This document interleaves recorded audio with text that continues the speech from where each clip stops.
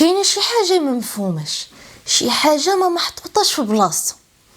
سبحان الله، الجزار غير عرف ان بزاف الناس ما معيداش زاد في ثمن اللحم والكبده، الخضار زاد في ثمن الفول وجلبان، العطار زاد في ثمن العطريه، كل شي زاد. بصراحه حنا تجار ازمات من الطراز الرافع، من الفوق لتحت، شي كيطحن فشي ومخرج المسرحيه كيتفرج ما على بالوش. وكما يقال الكلاب هي اللي كتسمن في وقت الجوع. جا واحد قلعوا لي وحرش عليا ولادو او كسابه، لا وحدين اخرين طلعوا للكاميه ولاد الحرام. ماشي معاهم في الشناقه، ماشي الشناقه ورا شناقه نيت راهم مني شافوا زادهم. انا خلاه ليا ب 64 شويه قال له راه 70 قلعوا لي، يعني فهمتي معاه فلوس عطيتيه فلوس او قلعوه لي وعطوه للاخر. اللهم ان هذا منكر انه هذا السوق هذا ولاو فيه الشناقه اكثر من الناس اللي هما كيبيعوا ويشريوا.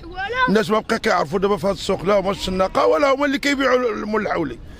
حيت الدين خدينا غير عاده ماشي عباده، وكتلقى بزاف الناس كيقولوا غير على قبل الدراري والمراه غنعيد واخا الشناقه شنقونا في الثمن.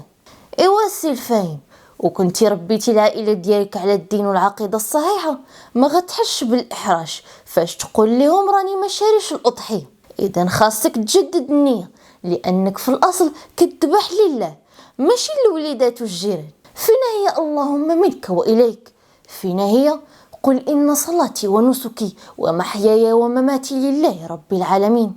وكيف ما سمعت في واحد الفيديو فاش قال واحد السيد الدرويش ما بقاش، فعلا الدرويش ما بقاش، وضرب غير دورة في القيصريات. وشوف الدراوش نهار قبل العيد مضاربين على الدجاج، على الحوت، على التومة، على الملحة، على أي حاجة. ما كان غير 10 طيور و8 طيور، كأن القيامة ستقوم بعد العيد. دير غير دورة وشوف الدرويشات زوجات الدراوش مادات رجليهم في الطريق كينقشوا دون حياء من الله ولا من الناس، مادين رجليهم مغطينهم بتوب باش تنشف الحن، ولاو بحال الخبز اللي كيخمر. السحام على مول الحوايج، السحام على البيجامات، على الصنادل، على البلاستيك والتخاطيف. فين هو الدرويش هنا؟ علاش متقسموش الاستهلاك على العام كامل؟ وما عرفتش علاش هاد الدراوش حتى كيقرب العيد ويتفكروا ريدوات الشراجم، يتفكروا الطلامط، يتفكروا لي ناب ديال الطابله، يتفكروا التلفازه الريسيبتور. ما عرفتش فين كيكونوا العام كامل. اما بالنسبه للغلاء اللي شفنا هاد العام راه غير نتيجه المخطط الاسود، كان تواطؤا واضحا غير معلن، تواطؤ تقدر تقول مدروس بين المسؤولين وبين طرف اخر. سميه شناقه، سميه صحاب الشكاره، سميه كسابه، سميه كروش الحرام، او سميه كيف ما بغيتي. المهم داروا ما بغاو في الناس، وكيف ما قلنا الكلاب والضباع هي اللي كتسمن في وقت الجوع وكتموت على الجيفه. المهم غير الدعم ديال الميرينوس الاسباني والخروف الاوروبي كلف الدوله 50 مليون دولار. ما احنا احتفظنا ب 50 مليون دولار، ما احنا احتفظنا بالكسيبه ديالنا، ما احنا احتفظنا بالكرامه ديالنا، ما احنا احتفظنا بالسلاله ديالنا، ما احنا احتفظنا بالابقار ديالنا، ما احنا احتفظنا بالاثمنه ديالنا، ما احنا احتفظنا بالقدره الشرائيه ديال المواطن المغربي، ما احنا احتفظنا بالكرامه ديالنا. شبعتونا كذوب، قوه الهضره والاستراتيجيات وديك الهضره الخاويه ديالكم ديال السياسه اللي كديروا بها على الشعب المغربي. نتوما اللي ربحتوا، الشعب المغربي اللي خسر، الشعب ساخط والله الا ساخطين لواحد الدرجه ما تصور. ما بقات الحلاوه د العيد، ما الناس فرحانه، ما الاصدقاء ديالنا فرحانين، ما الاخوان ديالنا فرحانين، ما الاباء ديالنا فرحانين، ما الجيران ديالنا فرحانين، ما الشعب المغربي فرحان. عطيتو فرصه للشناقه فين يفرعوا المغاربه، عطيتو الفرصه للشفاره فين يغناو ويوليو اغنياء على ظهور المغاربه. ولهذا راه ما غنقول لك الاستقاله، راك ماشي غير مستقيل، غادي نقول لك الخلل هو من الدوله اللي خلاتك. عينا نهضروا، الله ياخذ فيكم الحق. فرعتوا البلاد، فرعتوا السلاله، فرعتوا الخروفه، فرعتوا المواطن. الله ياخذ بابكم الحق، الله ياخذ فيكم الحق.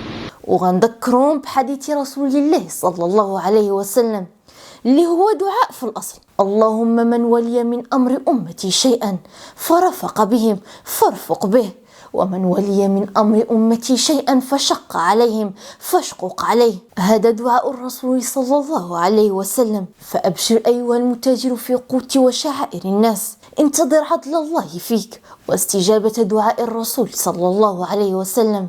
عاجلا لا آجلا، حيث نكدت العيد على الأرامل والأيتام والعجائز والفقراء. وأنا شخصيا مطمئنة لعدل الله، قاع اللي باع وشرف الفقراء لن يمر عليه العام إلا وضاق من قصاص الله. وكيعجبني المثل اللي كيقول فلوس البن يديها زعطة، غير جمعوا الفلوس من عند الفقراء وسيروا خسروا على الشيخات والمواسم والمهرجانات. كيف ما كشطتوا هاد الشعب غيجيب لكم الله اللي كشطكم. فالجزاء من صنف العمل، استنزاف للثروة الحيوانية، استنزاف للطاقة الشرائية، استنزاف للسلالة المغربية. الزراعة من إسرائيل، القمح من أمريكا، الأضحية من إسبانيا ورومانيا، ويدعون الاكتفاء الذاتي والمخطط الأخضر. هذا راه مخطط أسود، الله لعنة الله عليكم. مع أن الشرع لم يلزم أحدا بالتكلف والسلف لأجل العيد. حارس أخويا على السنة وكتكلف وتسلف باش تشري، ايوا حرص كذلك على الفرد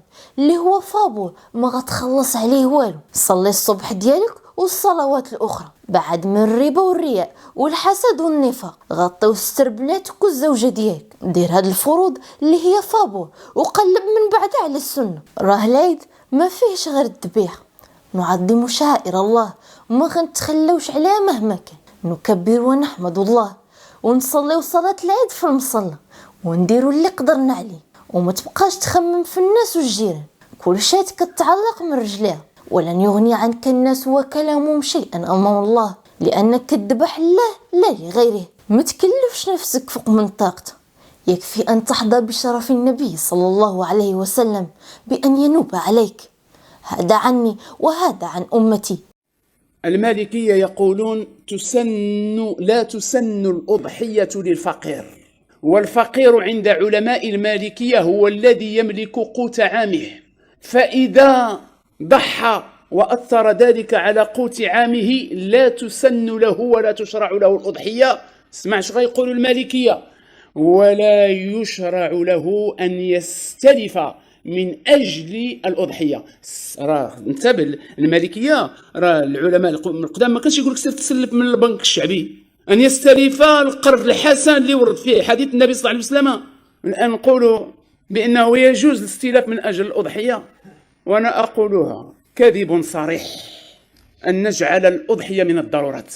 شعيرة ديال العيد يعني الجميع، يعني كل شيء كينتفض، خلايا كل شيء كيجمع، اللي عنده شي موطور يبيعوا، اللي عنده شي حاجه باش ندخلوا حنا العيد والتباهي. جا الوقت اللي نربيو فيه حنا الشناقه باش ما يفكروش مره اخرى يلعبوا لينا في الشعائر ديالنا.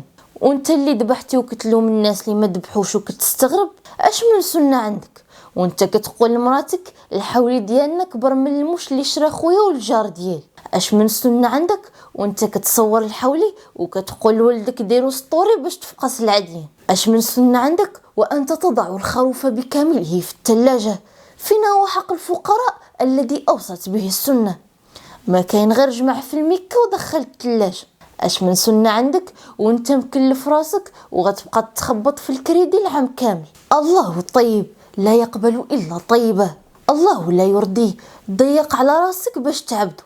الاصل في العباده التيسير وعدم التكلف. راه الا كان الشراء اثر ليك على قوت السنه ديالك ما تشريش، ولكن ضعف العقيده وقله العقل خلى الكثير من الناس يعطيو عنقهم تجار الازمات ويدوزوا عليهم بلا رحمه بلا شفقه. وهذا العيد كان بمثابه الترمومتر، ميزان تعبر فيه وعي الناس، وللاسف غالبيه نسقط في الاختبار. وكنتي ايها الدرويش رجعتي خطوه للخلف وما شريتيش، كنتي غتشوف الكلاب الضاله كيف ستئن وترجع الى اوكارها. كنتي غتشوف تجار الازمات يتخبطون ويولون الادبار. تشتكي ايها الدرويش وانت هاز ترس ديال كوكاكولا، بغض النظر على الضرر ديالها على صحتك وجيبك، راه المساند الرسمي للصهاينه. انت فايشط شوي وشرب مع راسك هنا، وفي نفس الوقت شري كوكاكولا صيفط بها درهمات لهذوك الكلاب باش يقتلوا خوتك في غزه. الى جميع الدول العربيه ما تضحوش السنه لانكم ضحيتوا فينا، كل عام وانتم بخير. اللعبه باينه، غير الا بغيتي دير راسك في الرمله بحال النعام. ما عرفش اش يكتب علينا التاريخ عندما يعلم احفادنا ان اخوه لنا بجانبنا يقتلون وحنا مفاشطين بالزنان وكوكاكولا. الامر لا يستحق العناء بقدر ما يستحق عقولا راقيه وقلوبا ثابته. لذا أيها الدرويش لا تنسى إخوتك يوم العيد، على الأقل بالدعاء لهم، ولا تنسى كذلك تجار الأزمات في صلاة العيد بالدعاء عليهم، لعلها تكون ساعة استجابة. والسلام عليكم.